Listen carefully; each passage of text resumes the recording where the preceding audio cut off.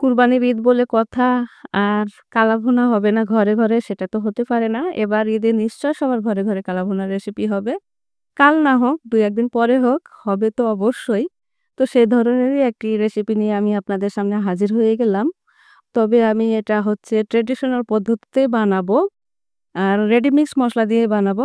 So আপনারা সবাই দেখতে থাকুন। ফার্স্ট টু লাস্ট দেখবেন। আসসালামু আলাইকুম এভরিওয়ান। আশা করি সবাই ভালো আছেন। ঈদ মোবারক সবাইকে। তো চলুন রেসিপিটা আমরা শেয়ার করি। তো এখানে হচ্ছে আমি একটা রেডি মিক্স মসলা নিয়ে নিয়েছিলাম কালা ভুনার মসলা। এই মসলাটার সাথে আজকাল সবাই পরিচিত। এমন কেউ নাই যে এই মসলার সাথে পরিচিত নয়।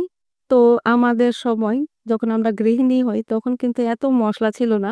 সো আমাদেরকে নানি, দাদি, মা এদের মা খালাদের কাছ থেকে কিন্তু রান্নাটা শিখতে হয়েছে। আর এখন কিন্তু খুব ইজি রান্না। যেকোনো মসলা দিয়ে যেকোনো রান্না করা যায়।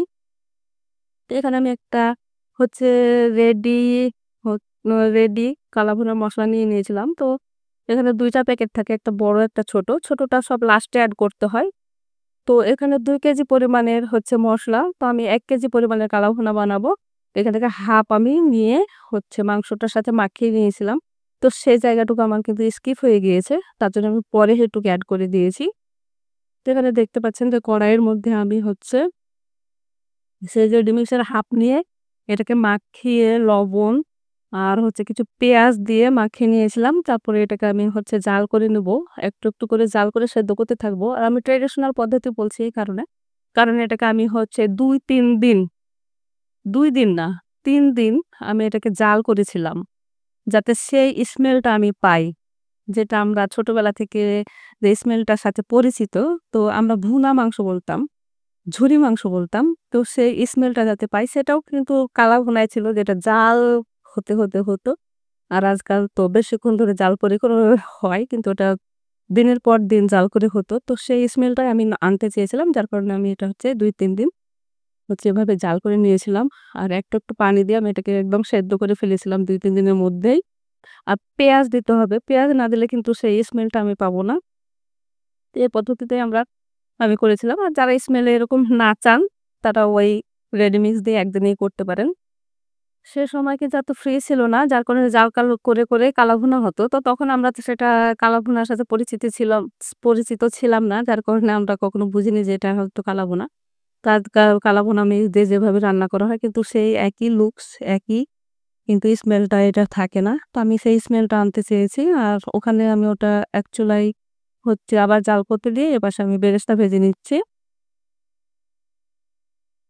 তো এখানে আমি আর কিন্তু কোনো পানি এড করব না। যে পানিটা আছে এতেই কিন্তু আমার কালা ভুনাটা হয়ে যাবে আস্তে, আস্তে। তো এদিকে আমার বেরেস্তাটা হয়ে গিয়েছে। আমি এখন বেরেস্তাটাকে একটু তুলে রেখে দেবো। আর এখানে আমি হচ্ছে সয়া সস আর টমেটো সস এড করে দিলাম। তো এখানে আমি আমার আন্দাজ মতো দিয়ে নিয়েছি। হচ্ছে ২ টেবিল চামচ টমেটো সস আর ১ টেবিল চামচ মতো সয়া সস হবে। আমি এড করে নিয়েছি আমার আন্দাজ মতো।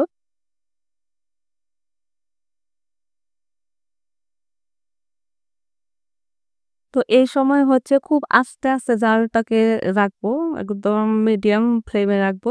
নয়তো কিন্তু তলায় লেগে যাবে।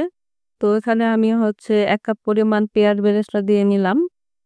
তারপর কিন্তু এটাকে আমি নাড়াচাড়া করতে থাকবো আর আস্তে, আস্তে জাল করতে থাকবো। আর লাস্ট পর্যায়ে হলো যে মসলাটা ছিল লাস্টে দিতে হয় তো সেটা দিয়ে দিলাম। ছোট যেটা হচ্ছে প্যাকেট সেটা। তো আমি হাফ দিলাম যেহেতু আমার হচ্ছে সবকিছু আমি হাফ দিয়ে নিয়েছি। যেহেতু হাফ আমি এখানে ২ কেজি পরিমাণের মসলা আমি ১ কেজি মাংস দিয়ে রান্না করছি এজন্য।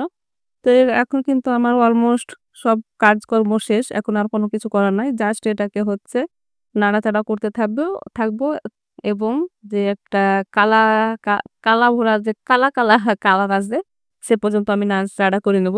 তবে এ পর্যায়েও যদি নামিয়ে নেন তাও কিন্তু মজা লাগবে খেতে। তো আমি অনেকক্ষণ ধরে জাল করে এই যে কালারটা দেখতে পাচ্ছেন যে এই ধরনের যখন একটা লুকস আসবে তখন নামিয়ে ফেলবো। এই হলো কালা ভুনার রেসিপি। একদম ইজি রেসিপি। কিন্তু ফ্লেভারটা ছিল আমার সে আগের যুগের স্টাইলের ফ্লেভার। সো আমার কাছে এটা অনেক, অনেক মজা লেগেছে। তো আপনারা যদি ফ্লেভার চান তো এভাবে রান্না করতে পারেন। আদারওয়াইজ আপনারা জাস্ট কালা ভুনা মসলা দিয়ে রান্না করে ফেলবেন। তো অনেক ইয়াম্মি হয়েছে না? দেখেই বোঝা যাচ্ছে। তবে এটা হচ্ছে আমার কাছে মনে হয়েছে যে রুটি আর পরোটার সাথে বেশি যাবে।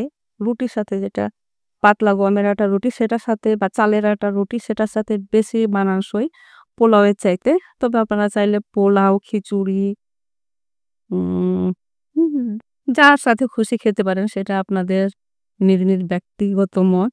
তবে আমার ছেলের কাছে মনে হয়েছে যে এটা মনে হয় সাদা ভাত বা রুটির সাথে বেশি মানানসই। তো সবাই ভালো থাকবেন। আল্লাহ হাফেজ। সবাইকে আবারও ঈদ